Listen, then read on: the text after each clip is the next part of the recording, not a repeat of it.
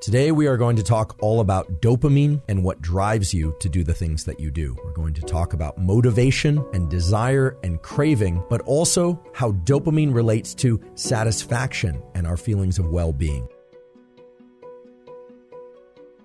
Dopamine has everything to do with how you feel right now as you're listening to this. It has everything to do with how you will feel an hour from now. It has everything to do with your level of motivation and your level of desire and your willingness to push through effort. If ever you've interacted with somebody who just doesn't seem to have any drive, they've given up, or if you've interacted with somebody who seems to have endless drive and energy, what you are looking at there in those two circumstances is without question a difference in the level of dopamine circulating in their system.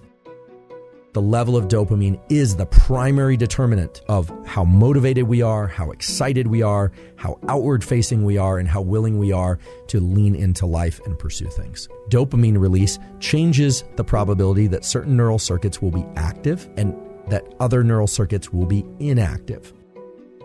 It modulates a bunch of things all at once, and that's why it's so powerful at shifting not just our levels of energy, but also our mindset, also our feelings of whether or not we can or cannot accomplish something. So how does dopamine work and what does it do? Well, first of all, it is not just responsible for pleasure. It is responsible for motivation and drive, primarily at the psychological level. Also for craving. Those three things are sort of the same: motivation, drive, and craving. It also controls time perception. Very important to sustain effort and be a happy person over long periods of time, which I think most everybody wants. So dopamine is incredible because it can change the way that our neural circuits work at a local scale and at a very broad scale. So dopamine is really stimulating.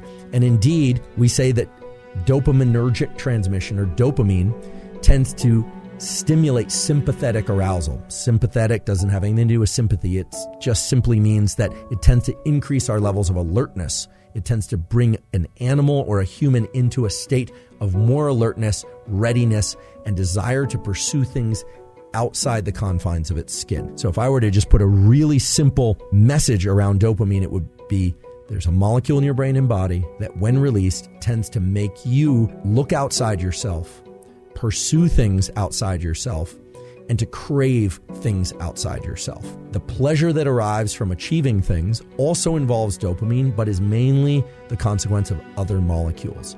But if ever you felt lethargic and just lazy and you had no motivation or drive, that's a low dopamine state. If ever you felt really excited, motivated, even if you're a little scared to do something, maybe you did your first skydive, or you're about to do your first skydive, or you're about to do some public speaking and you really don't want to screw it up, you are in a high dopamine state. Dopamine is a universal currency in all mammals, but especially in humans, for moving us toward goals, and how much dopamine is in our system at any one time compared to how much dopamine was in our system a few minutes ago, and how much we remember enjoying a particular experience of the past. That dictates your so-called quality of life and your desire to pursue things.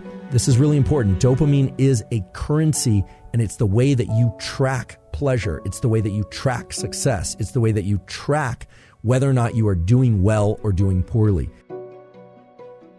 This is important.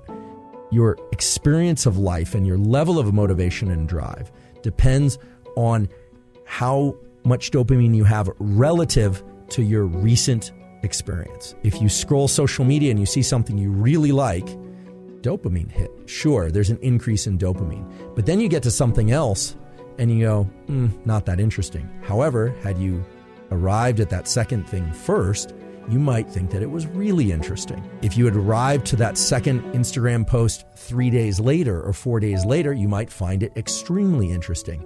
Again, how much dopamine you experience from something depends on your baseline level of dopamine when you arrive there and your previous dopamine peaks.